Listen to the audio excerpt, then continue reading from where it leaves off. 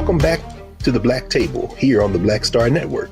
This is our weekly hour devoted to exploring ideas and subjects of special importance to people of African descent and to others fighting to build a better society. I'm your regular host, Greg Carr. Very happy to be with you, and thank you all for the growing viewership. We're really happy and excited about the Black Table and all of the programs here on the Black Star Network. Well, today we have invited our regular legal roundtable scholars back for a conversation. It's been a busy Supreme Court term, as we know. We've had several conversations stretching back into the months preceding the confirmation of Ketanji Brown Jackson, and we've talked about all of the major cases before the court this term. Some of them quite extensively, i.e. the affirmative action case. But the first week of December, there were two cases that the Supreme Court heard that are potentially transformational, not only to the United States, but in many ways the history of jurisprudence in the structure of this country that we call the United States of America. Moore versus Harper, which was argued on the 7th of December, and 2 days before, 303 Creative Limited Liability Corporation versus Elinas. And back with us today to talk about both of these cases in the context of what was argued and the meaning of these cases, we've invited back, of course, our regular legal roundtable, Professor Angela Porter of the American University, Washington College of Law, and Professor Valethia Watkins of Howard University, Department of Africana Studies, and the director of the Graduate Women's Certificate Program. Welcome back. Welcome back, scholars. How y'all doing? Hey, good morning. It's good to see you all, albeit under some very austere circumstances. Heard a lot of alarming kind of bell ringing as it relates to these particular cases. And of course, in the oral arguments, we've heard everything evoked from Black children in Klan outfits to Scientology and all kind of other things in various and sundry examples. Why don't we start before we get into either of the cases with some of your impressions on this current Supreme Court term? Are either of you surprised by what we've seen unfold, given what we anticipated might happen with this so-called supermajority of the conservatives on the court? I would say not surprised, because none of these cases should be viewed in isolation. We need to always connect the dots, and this is a part of a comprehensive movement, anti-democratic movement that is at the base a power struggle about how this country is going to organize itself going forward. And so at the heart of this power struggle is this attempt to concentrate power into the hands of one political party that has demonstrated since the January 6th election, if not before, that it no longer believes in democracy. And at every single angle, it is, in terms of government, it is attacking the system. And so these cases are interrelated, as when we talk about them, they're going to unfold, but they're building incrementally this kind of firewall against being accountable to the people. And so we can't get weary, because when we look in the context of this recent election and the people did what was necessary to try to hold this movement at bay, the movement has not stopped. And so they don't get weary. They continue on. So when they suffer a defeat, they just come up with a new scheme to get their political way. And so we have to be just as tenacious, if not more, because we really have a competition of visions of what this country will be. And we have every right to stand up for the vision that is for justice and fairness. And we have to push that we have to give birth to that, because clearly they're trying to kill it in the cradle.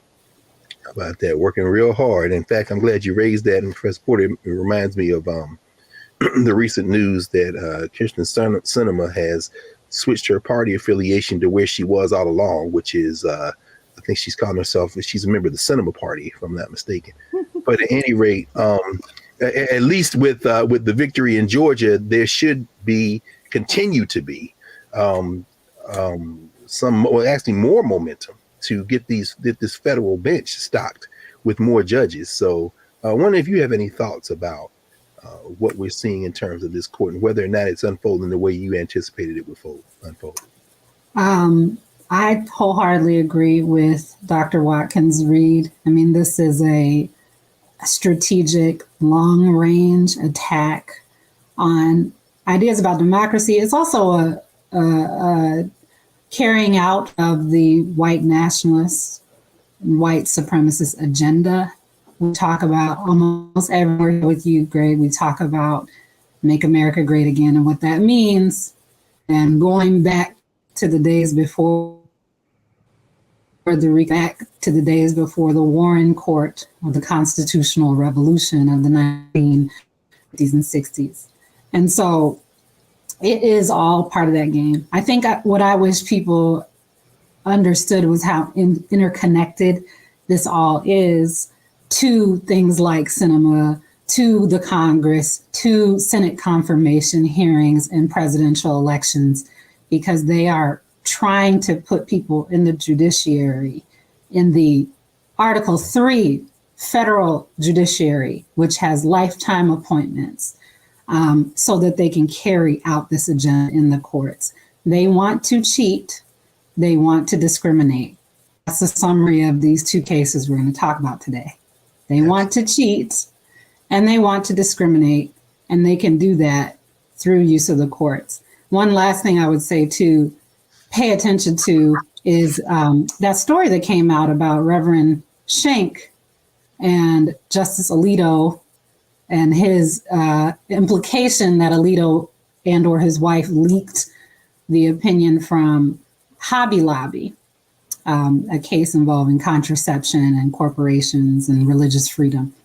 Mm-hmm. What's stark about that expose is just how susceptible the court is, and all courts are, to this sort of agenda and this lobbying and this, right-wing, fundamentalist Christian, anti-Black agenda, and how tied up federal judges are in that agenda. And so this is a serious thing that's unfolding, and we ought to, as Dr. Watkins said, be very attentive to it and connect the dots between these cases, because each case in isolation is going to look like, limited, but this is expansive. Absolutely. And this is, I'm glad you raised that as well. I mean, the headline grabbing with Clarence Thompson's wife, Jenny, and the kind of sensationalist kind of things that grab the headlines are one thing. Of course, Kavanaugh going to parties and cavorting with a bunch of people whose politics are fairly disturbing to the majority of people in this country, it appears to be. And Alito, of course, with his own challenges there, inviting these folks over to his house, and then these opinions get to somehow mysteriously get leaked. All of those things are very disturbing. In the context of what we're talking about today, I wonder if either of you, in thinking about these two cases, have any pushback against the way, particularly Moore versus Harper, has been characterized. I've seen it characterized as the single most important case for United States democracy.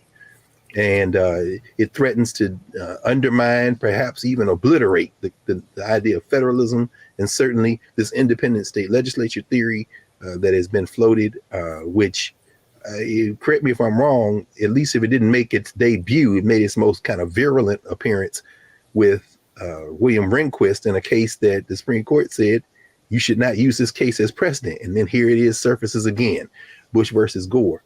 In our next block, we're going to dig into Moore versus Harper, but I'm wondering if you all could set it up a little bit and kind of place this case that isn't Jenny Thomas and January 6th, isn't Kavanaugh at parties or Alito inviting people over and potentially leaking opinions. But, while we're looking one way, is this case as important as it has been characterized by those in the legal community?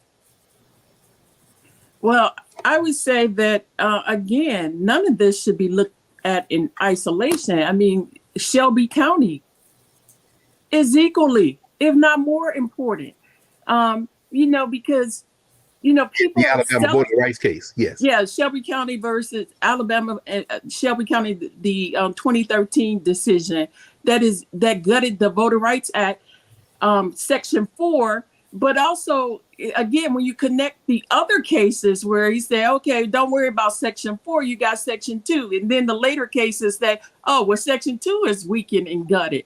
And so these cases collectively are stripping people of power and concentrating power in the hands of one political group. So it all matters.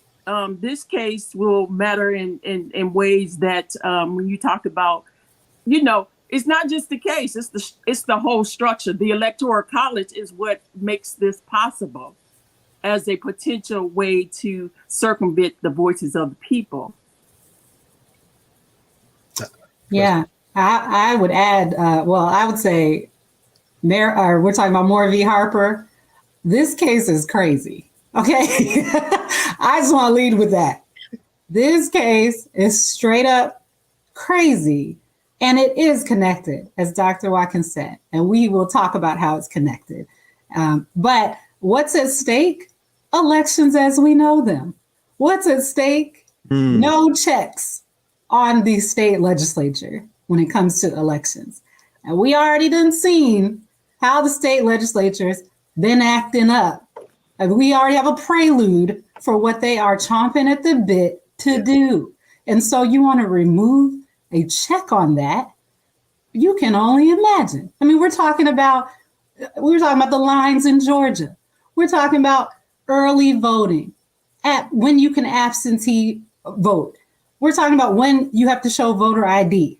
We're talking about who and how these districts, who gets to draw these districts, how they get to draw these districts. We're talking about whether state legislatures can violate state constitutions. And with this theory, the answer is yes. So we'll come back to it, but I will say I agree with the media's portrayal of this case as being utter insanity, because it is. Well, let's pause here for a moment. And while we're pausing, encourage folks to download the Black Star app and to look at the previous legal roundtables, because you all have laid out a roadmap for us how to think about American jurisprudence, certainly over the last several generations. And if you go back and look at that as part of the conversation we've been having ongoing, it sets us up perfectly for the conversation we're going to continue today. Back in a moment with Professors Valencia Watkins and Angela Porter here, the regular legal roundtable at the Black Table. Back in a moment.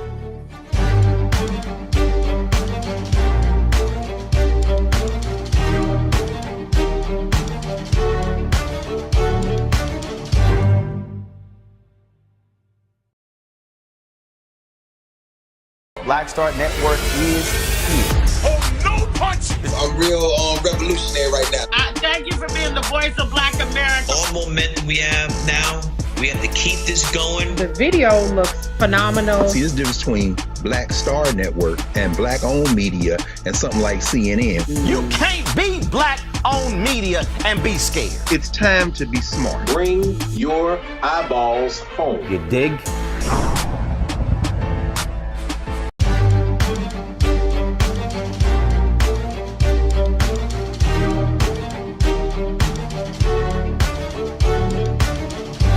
Welcome back to the Black Table here at the Black Star Network. I'm Greg Carr, your regular host, with Valencia Watkins and Angela Porter. We're discussing Moore versus Harper and 303 Creative versus Elenis. What is this North Carolina case, and what is an independent state legislature theory? This is the Moore versus Harper case. Of course, it was argued on the 7th of December this year. What are we talking about? What are the facts of this case? Well, first of all, the name, let's look at the name of this so-called theory. And I say so-called because it's actually a Republican driven, the Republicans are behind it. And it's a Republican, more so of a political scheme and less of a actual legitimate theory. The name is dangerous and controversial because it's Orwellian in a sense. Let's talk about independent, the state legislature being independent from who and what? Independent from state from state courts, independent from state constitution, and taken to its logical extension or conclusion, independent from accountability to the voters if they have their way. So this so-called theory would virtually eliminate judicial review at the state level relative to these decisions. I mean, it's trying to cut out the other state actors, the courts in particular, and accountability to the state constitution, and saying that the only check will be on them is the federal law and Congress. But in reality, going back to this North Carolina case, it is a partisan gerrymandering case. It is a case where North Carolina is virtually 50-50 Democrat Republican, and the Republicans used the 2020 map to allocate in its congressional voting maps a outcome that would have led to them taking 10 seats out of 14. And like Wisconsin. Yeah. It seems like they must be coordinating. Wait, I guess that's what ALEC is for. They seem to have to coordinate. You see this in these other states. So they were going to have a super majority that didn't reflect the voters. The voters are voting. Democrats are getting more votes, but the Republicans are getting more seats. You're seeing that in Wisconsin. Who's going to check them? Who's going to check them in North Carolina? At the point, the state Supreme Court checked them.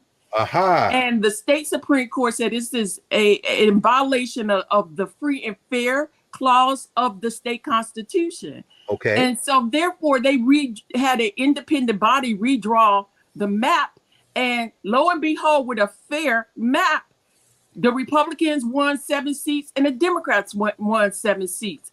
So it matters. You can vote, but if they rig those voting maps, then they could dilute the vote, even negate the vote. It becomes another tool in their toolbox. So that's the end of the story then, right? I mean, the state legislature tried a power grab based on gerrymandering.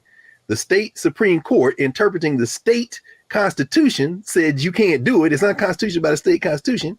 And they ruled against these folk. And that's the end of the story, right? It's a state issue. No, they ran to the Supreme Court and filed on a shadow docket an emergency appeal. Now the Supreme Court in the United States had nothing to do with it. It's the state constitution. Right. Wow. Right. Absolutely. Wow. It should have been. I'm just going back again to basic civics. Those people who were fortunate enough to take it. State constitutions and federal constitutions. What is it called? Dual sovereignty or something? I mean, they're not supposed to interfere with each other unless what? Go ahead. Well, this is the central issue of the case: is federalism. This idea of what y'all are grappling at is what is the relationship between the state government and the federal government? Yeah. And because there is an elections clause in the U.S. Constitution, this is what they're hooking this whole theory on. Article 1, Section 4, the elections clause, saying that the states get to draw maps, not just for their own elections, for the the U.S. legislature. It has a lot of the time, place, and manners of holding elections for senators and representatives shall be prescribed in each case in each state by the legislature thereof. Right.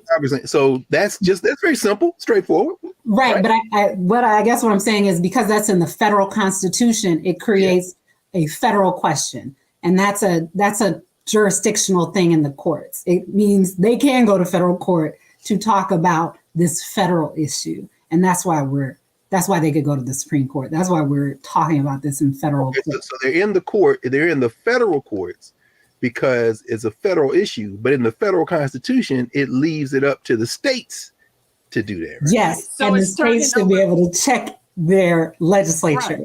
Right. It's turning on the word, what does the legislature mean in the context of the election clause? And as Neil Katyal has said, in his arguments, for 233 years, the legislature was understood not in the way they are arguing before the court. It was understood that the state legislation is dependent on being consistent with the state constitution, and the state courts get to decide whether or not the state legislature has overreached or is not constitutional. That seems pretty straightforward. I mean, it says legislature. So that doesn't mean courts, right? Legislature just means the House and the Senate of any state, right? It doesn't mean the courts. No. That's what she's saying. And that's what Neil Katyal, as Dr. Watkins just mentioned, said. You got to love Neil Katyal. Y'all might remember him if you paid attention to the Chauvin trial, because he was pro bono special attorney in that case representing the state of Minnesota. The killer of George Floyd, the convicted the George Floyd murder case. Yeah.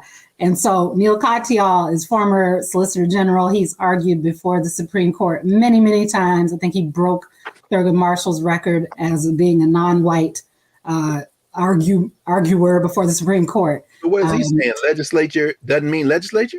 No. Neil Katyal is representing common cause in this case, which is saying that they shouldn't be in the state independent state legislature theory. He's saying legislature means the whole state apparatus. And I love how he called out Justice Thomas during his oral argument. He basically said, and I quote, Justice Thomas, if I may, in the 2 decades I've been arguing before you, I've wanted this precise case because it speaks to your method of interpretation, which is history. I mean, he straight calls him out. And what Dr. Watkins, you just said, for 200 plus years, legislature doesn't mean House and Senate exclusively. It means, as you say, Professor Porter, the whole apparatus, the power that makes the laws. So when they said legislature, they did not mean just the people in the House and Senate of a state. They meant every. And so Katyal brings Clarence Thomas out on this. I mean, is this settled law?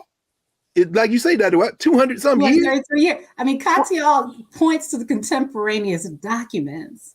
Oh, he's like, we can start with the Articles of Confederation, the first iteration of the Constitution. I was just those oral arguments. I'm like, wait a minute, they going back to before there were any state legislatures to make this point. The Articles of Confederation. He points to that, which was in place from 1781 to 1789. He points to the Federalist Papers in the late 1780s, where they're not even thinking about this issue, where they're suspicious of state legislatures and basically saying they need to be checked. And then he also brought in this, lastly, he brought in this instance from New York in 1792, where there was some commission that consisted of governors, executive branch, not the legislature, and judges, judicial branch, not the legislatures, in New York. State level election plans, election procedures, because they said they went against the state constitution. So he's drawing all these things from history, saying, since you love the founder so much, Clarence Thomas and friends, why don't you look at what they were actually doing? Because they were not doing this. Okay, well then, and there it is. I mean, as recently, if memory serves correctly, it's 2015. This very Supreme Court they're sitting on affirmed that this does not mean just legislature. So, okay, so where are 2019? Oh, 2019. Rucho case. But look, jump in. But the point is also to add to what Professor has just said is that they're saying that they are not being consistent with history, the text, and precedent, their own Supreme Court precedent. And we're not talking about precedent from the 19th century per se. Yes, that, but their recent precedent. So this court is so cavalier, so disregarding of precedent. Precedent does not matter. This is judicial activism at its worst. They are truly functioning as an arm of the Republican Party. They are disregarding their own precedent. They are disregarding things they said 5 minutes ago. Well, that's you know what? Let's pause here, and we come back. We're going to continue right in this vein, and I want to ask both of you to walk us through where this theory is coming from, as absurd as it sounds, since it seems to fly in the face of all the precedent and all the history. Where are they drawing from, and what are they arguing, and what are the implications? So we'll be back in a moment here at the Black Table with Professors Angela Porter and Valethia Watkins, our regular legal roundtable. As you can see, we are deep into discussion of Moore versus Harper, argued on the 7th of December this year. Back in a moment here at the Black Table.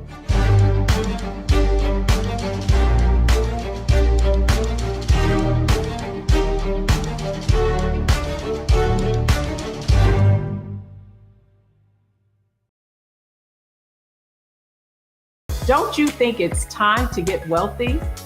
I'm Deborah Owens, America's Wealth Coach, and my new show on the Black Star Network focuses on the things your financial advisor or bank isn't telling you. So watch Get Wealthy on the Black Star Network.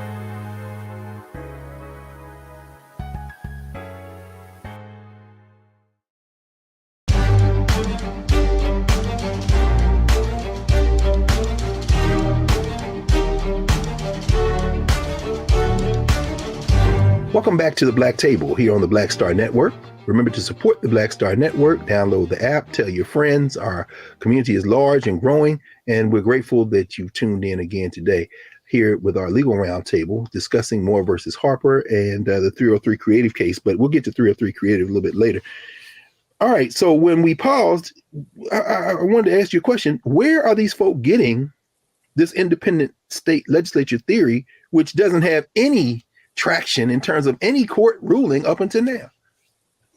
You alluded to it at the very start, the 2000 Supreme Court decision, Bush versus Gore, when the Supreme Court decision based on the Equal Protection Clause stopped the Florida State Supreme Court, so therefore did not defer as usual to the state court, stopped them from counting the votes, the recount. And so therefore, Justice Rehnquist, in a concurrent opinion, began to outline this independent state legislature theory. And also take note that the current court members, Roberts, the Chief Justice, Kavanaugh, and Amy Barrett, were on a part of the legal team that was involved in the battles of the Bush v. Gore decisions. So that's part of it. But also you got to look at the fact that this so-called theory, this political scheme, was at the center, was the centerpiece of let's go back to the 2020 election and the efforts in the courts and beyond to overturn the 2020 election and reinstall the former president. This was the centerpiece theory that they were using to justify those actions. 62 courts rejected that, and the majority of them, not majority, but many of them were state courts. And so this very theory would cut the state courts out of this conversation. So I should add a note though, quick.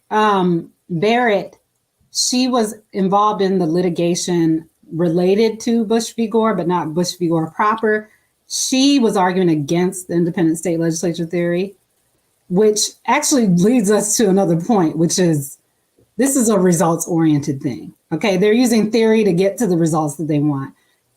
Barrett is arguing back in 2000 to try to get Bush to win, but in their specific case, she's arguing against the theory because they need the state courts to say they can count these Republican absentee ballots in her issue. So it's this narrow issue. Critical. Yeah, but it's all results-oriented, which goes back to your question of where does this come from? It comes from white nationalism. But you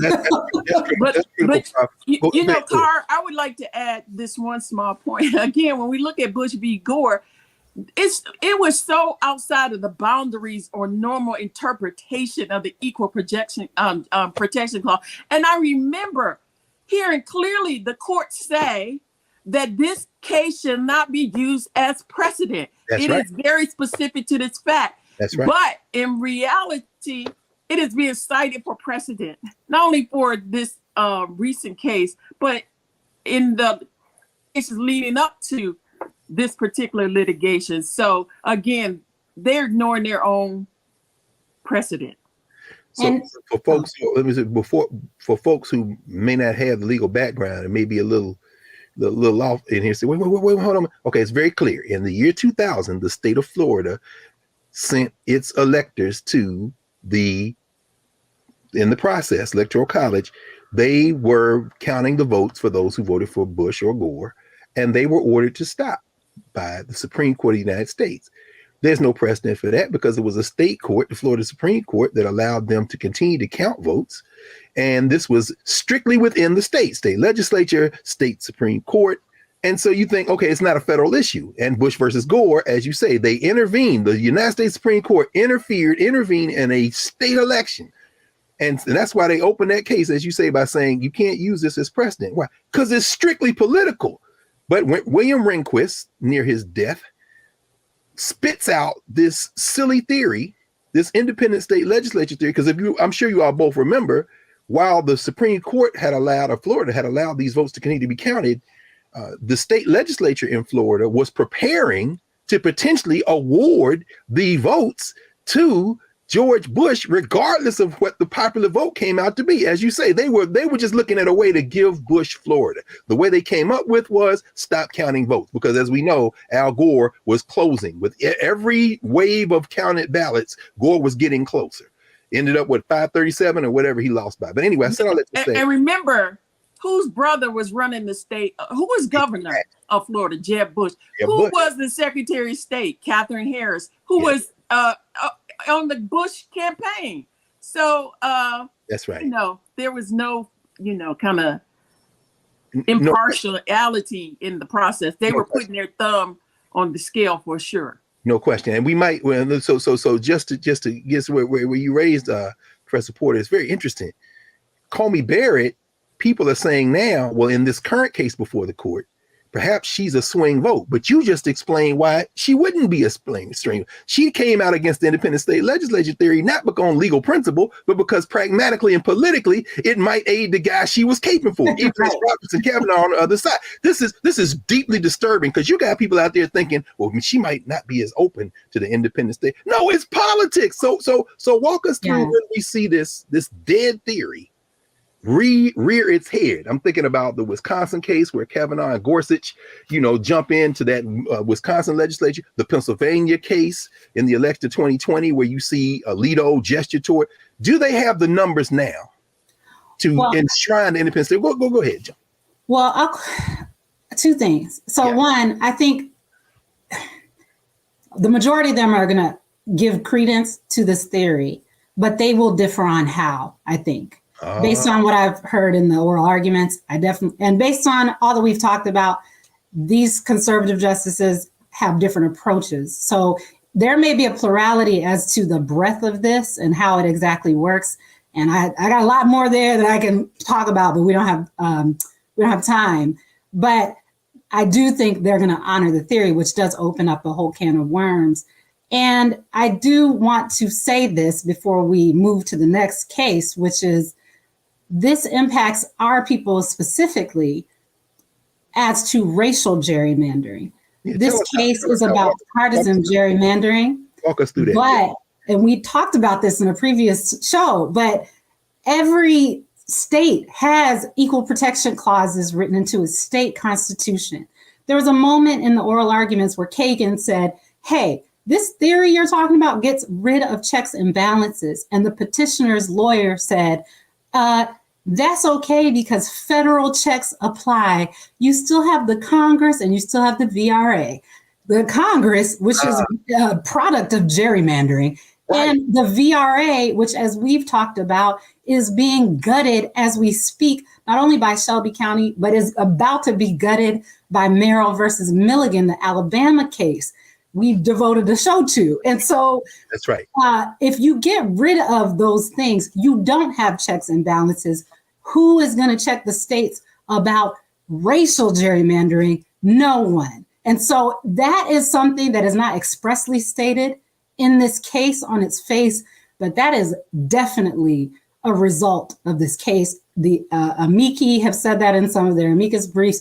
We talked about it without even reading. That was before this even came up to oral argument, really. And it's a predictable outcome. So this does go back to white nationalism. This does go back to the hatred and loathing for Black people, for brown people. They are going to take us back to disenfranchisement if this goes through. Let me call a little bit of an audible today, because I think that while we might evoke 303 Creative today, I think we probably need to stay with this case a little longer, and maybe we'll do a separate one on 303 Creative, because this is so important. So help us. Worst case scenario, a state legislature could, if they uphold the theory of independent state legislature in its worst sense, they could, if let's say the citizens of Tennessee vote for someone other than the candidate that the legislature wants to win in a presidential election? Could they substitute the will of the legislature for the will of the voters of that state?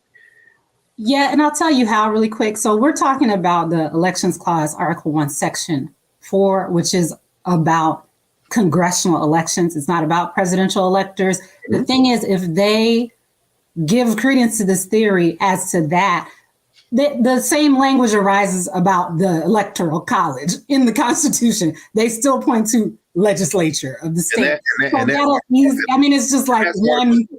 It would easily transfer to the electors. Absolutely. So that's what you're saying. I just want to make it clear, though, that is. We might even insert a graphic for both of those. Article 1, Section 4 earlier that you mentioned, and then in Article 2, Section 1, it says the executive power should be vested in the president. We know that. Then the second paragraph, each state shall appoint in a manner such as the legislature thereof may direct a number of electors equal so forth. So you're saying that in that clause too, they can say, we don't care how you voted. In Alabama, you may have voted for X. We like Y. We own the legislature. We're gonna appoint the elector. It's statutory interpretation. If they say legislature means X in this case, then it means the same thing across the Constitution. So they don't even have to bring another case. That's just what it is. And again, the point you all raising earlier, in the history of the United States of America, legislature has meant the power to make the laws. So if they tried that in Alabama up until now, the Alabama Supreme Court interpreting the Alabama Constitution would tell the Alabama legislature that is unconstitutional by the state court. What they're arguing is you can't check us with the Supreme Court of the state. You can't check us with the state constitution. We're going to use the federal constitution to give the literal legislature, House and Senate of any state, the power to do it where the hell it wants to do with nobody checking them. That's not overstating. Is that overstating it? No, absolutely not. And so they tried so it's broken down in both ways, as you say,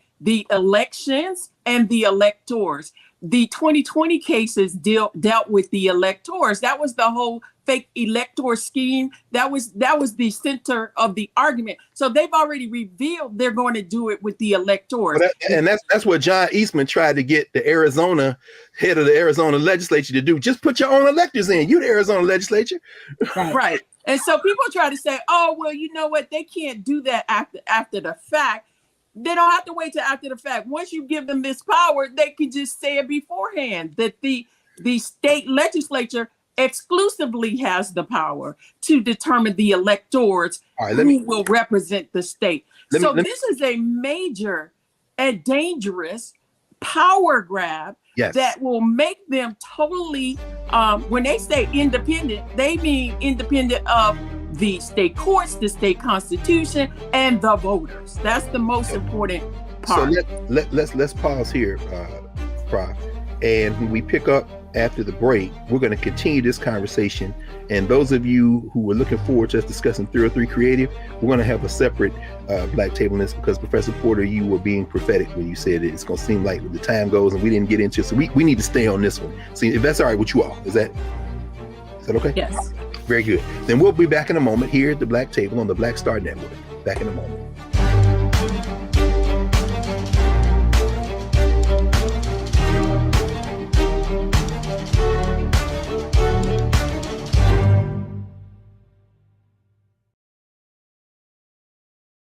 When you talk about blackness and what happens in Black culture, we're about covering these things that matter to us, speaking to our issues and concerns. This is a genuine people-powered movement. There's a lot of stuff that we're not getting. You get it, and you spread the word. We wish to plead our own cause. Too long have others spoken for us. We cannot tell our own story if we can't pay for it. This is about covering us. Invest in Black-owned media. Your dollars matter.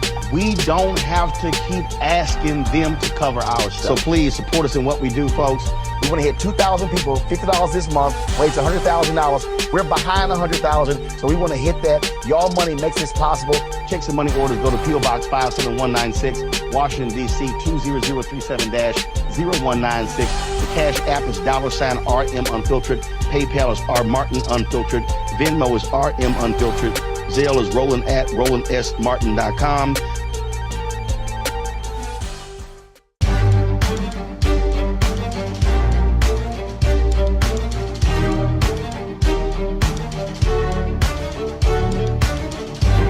Welcome back to the Black Table here on the Black Star Network. I'm your host, Carr, and always reminding everyone to support the Black Star Network. Download the app, watch all of our shows. And today we are continuing with our regular legal roundtable, Angela Porter and Valethia Watkins, and we're talking about the case of Moore versus Harper, the independent state legislature case. And when we left, we were talking about the implications of this case. And listening to the oral arguments, was there anything that struck you all as particularly disturbing in terms of what might happen?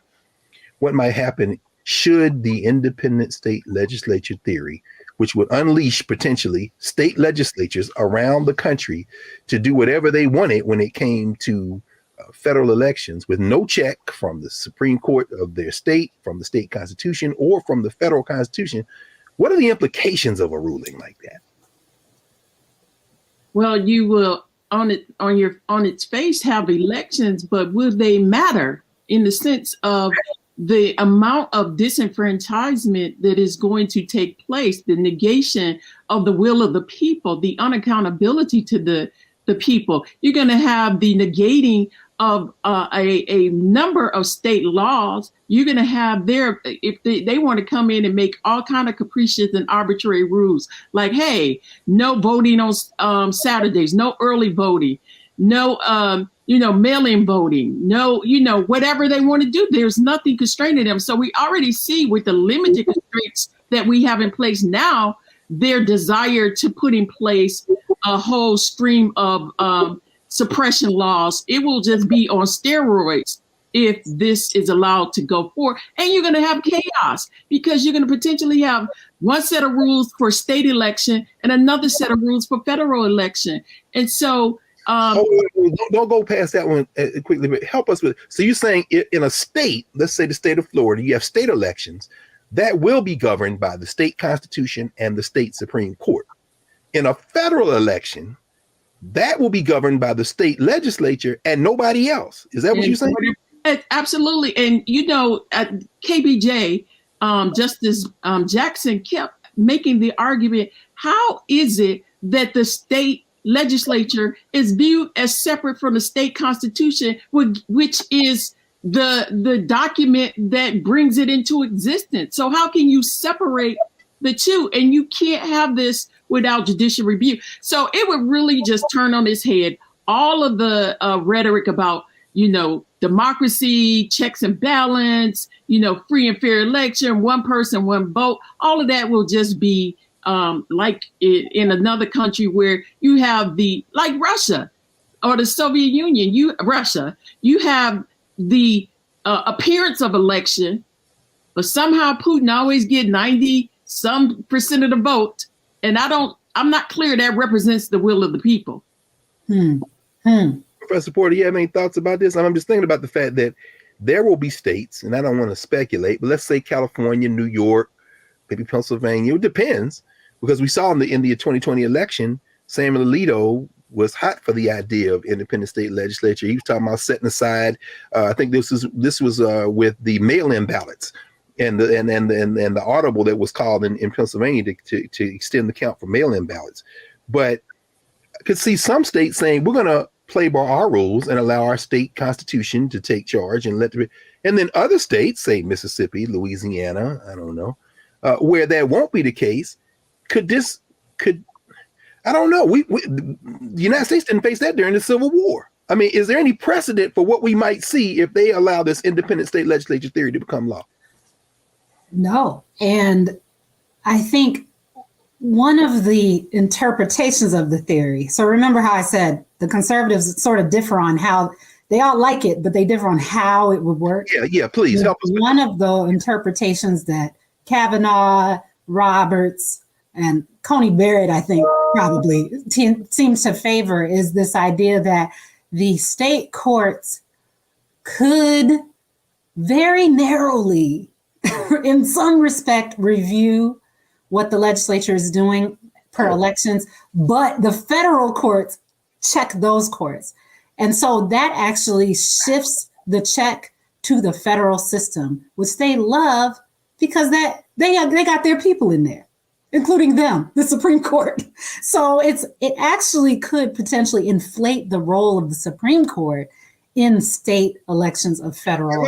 Am I missing something? Or if that is the case, that narrow interpretation, have these three, counting Roberts, would they have finally realized the dream of Bush v. Gore, which they said at the time, because they couldn't bring it off, don't use this for precedent. 22 years later, though, we're going to make Bush versus Gore the law of the land. We're just going to reach down into the states, do whatever the hell we want. Right. And that's the difference between actually the idea of precedent and just what is persuasive. This is the power of concurrences, like Rehnquist's concurrence. This is the power of dicta, which is an opinion like that says it's not precedent. What that means, Professor Porter. But law students pay particular attention to what you're about to hear. Go ahead. Well, concurrence means that you as the justice agree with the result, but you have differences on, you can concur in different ways. You can concur in the result, but you have differences in your reasoning to get there. And that's what Rehnquist is doing. He's saying that we should use the independent state legislature theory to get here. With this result in Bush v. Gore. But I'm going to go for the outcome, but I'm going to slip this little theory in, which I don't have the numbers for yet, but one day. Yes, and when you read these opinions and when you listen to these oral arguments, you got to be thinking on that level too. And I know we'll come back to this when we do 303 Creative, because it really is at play here. But what the justices are doing is they're speaking to, posterity. They're broadcasting to conservative think tanks. They're broadcasting to right-wing judges and lawyers. So they're like, hey, we may not have won the battle, but we can win the war. And here's the plan. Go carry it out. That's essentially what Rehnquist is saying with that theory. And that is what they could say here with whatever they come up with.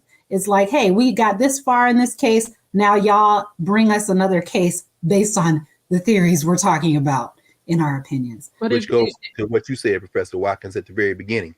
Inch by inch, by being disingenuous. This check is here. Now y'all got a case coming for that. You got a case coming for that. Go ahead.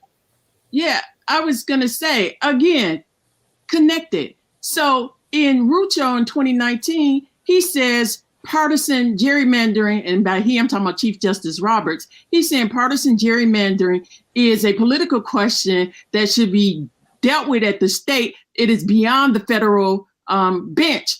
And now, 2 days later, a couple of years later, they're saying now that potentially that under the light version of the theory, that now it is in that narrow interpretation that it's going to be the federal court overseeing the state courts. So first of all, it's upsetting federalism because it's upending deference to state interpretation of state constitution. Secondly, they've already demonstrated an unwillingness to deal with partisan gerrymandering. So if they're left to be the wolves guarding the hen house, the hens are in trouble. And then thirdly, this whole scheme, the Brennan Center makes this point, and so does Michael Ludick, a very respected, prominent Republican, respected by the Republican, of a lot of these people. Mm-hmm. His point was, the Brennan Center basically made the argument, there's no such thing as a light version of this theory, that once you open this door, the theory is going to continue to expand and do the damage that it's going to do, light version or maximalist version. It is all not grounded in history, it's not grounded in text, and it's not grounded in precedent. So it is a radical power grab by the Republicans, and they're trying to soften the ground for 2024, what they could not accomplish in 2020, what they did not accomplish with the January 6th insurrection. Remember, they don't give up. They don't die. They multiply in the sense of new schemes to achieve the result they want to achieve. And so this, along with election denying, along with threatening election workers, along with running candidates who are election deniers, along with voter suppression, and ultimately, in the end, the backup plan is the conversation that Marjorie Taylor Greene was having, saying, hey, if I planned the insurrection, me and Steve Bannon, we would have won and we would have been armed. And then to say that was a joke is a joke, because the joke is on all of us if you listen to them, Because the bottom line, they've also laid the ground for political violence. And so in the context of this chaos, they are definitely priming their people for another violent attack. So this is, again, comprehensive on every level. This is a reaction to not just when we celebrate the demographic shift and different coalitions coming together. This is a notion that we are a people in power and we intend to stay in power or we will burn it down. Thank you, Professor Watkins. And in fact, that's a perfect segue in some ways to the 303 creative case, which we'll talk about next week. We'll reconvene the roundtable for this. But as we walk from Moore versus Harper to creative LLC versus Alennis, Professor Porter, it seems to me that the states' rights arguments, which used to be the white nationalists, it seems now that once they've seized the federal apparatus, it's really, as Professor Watkins said, about power. If we can use the federal government to accomplish what we used to accomplish at the state level, we'll just switch sides and say the federal government should intervene to kind of protect us as we kind of move and do what we want. At the beginning of our hour together, you made a comment. You said, they cheat and they discriminate. Yes. Wondering, it sounds like they're doing that more versus Harper, but would you set up 303 versus Alennis, which we'll talk about next week? Yes. So 303 Creative is about a website developer who wants to discriminate. I mean, Moore v. Harper is about wanting to cheat in elections, and 303 is about wanting to discriminate. And on its face, it seems narrow. It seems like we're just talking about same-sex couples and whether creators like this website developer can turn them away. But what is at heart in that case is what is at the heart of it is this question of segregation.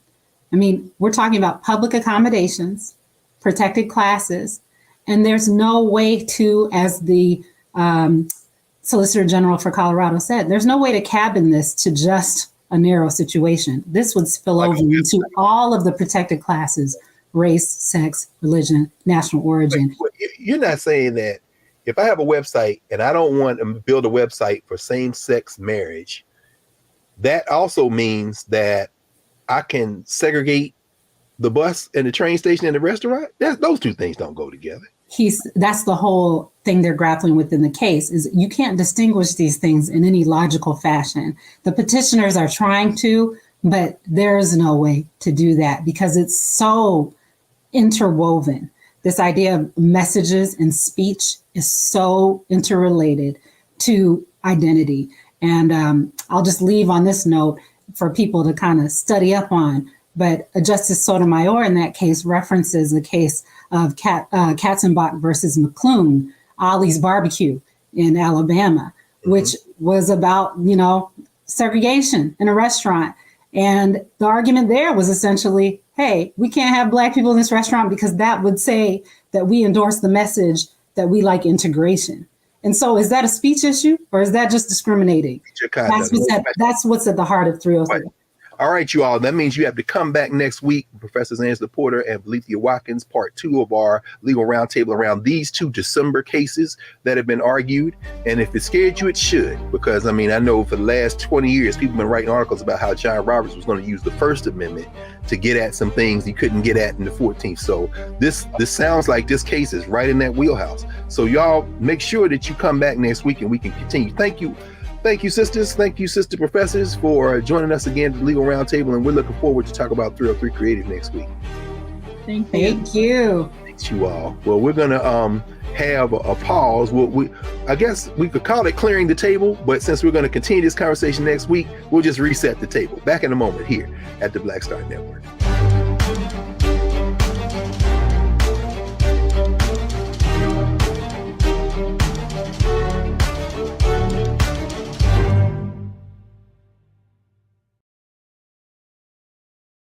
Hatred on the streets, a horrific scene, a white nationalist rally that descended into deadly violence.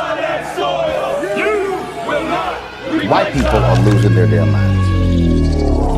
As an angry pro-Trump mob storms the U.S. Capitol, we've seen We're about to see the rise of what I call white minority resistance. We have seen white folks in this country who simply cannot tolerate black folks voting. I think what we're seeing is the inevitable result of violent denial. This is part of American history. Every time that people of color have made progress, whether real or symbolic, there has been what Carol Anderson at Emory University calls white rage as a backlash. This is the rise of the Proud Boys and the Boogaloo Boys. America, there's going to be more of this. Here's all the Proud Boys, guys. This country is getting increasingly racist in its behaviors and its attitudes because of the fear of white people. The fear that they're taking our jobs, they're taking our resources, they're taking our women. This is white fear.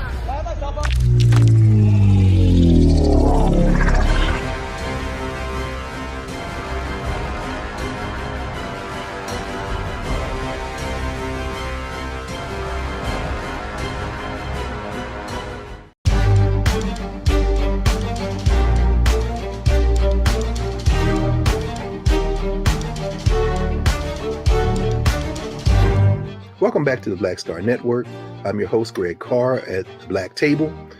Support all the shows on the Black Star Network. Subscribe to the app, download the app, and tell your friends. Thanking Professors Porter and Watkins for the latest iteration of our Legal Roundtable. We've been getting a lot of feedback from elders, from young people, from law students and professors, from folk just in every walk of life, and they're saying the same thing. This is the kind of information that helps us understand what we face in the world and how we can come together to intervene to create a better world, not only for ourselves and our children, but beyond the borders of the United States for everybody. So we'll see you next week when we continue the conversation with 303 Creative versus Atlantis with Professors Porter and Watkins at our Legal Roundtable. See you next week here at the Black Table.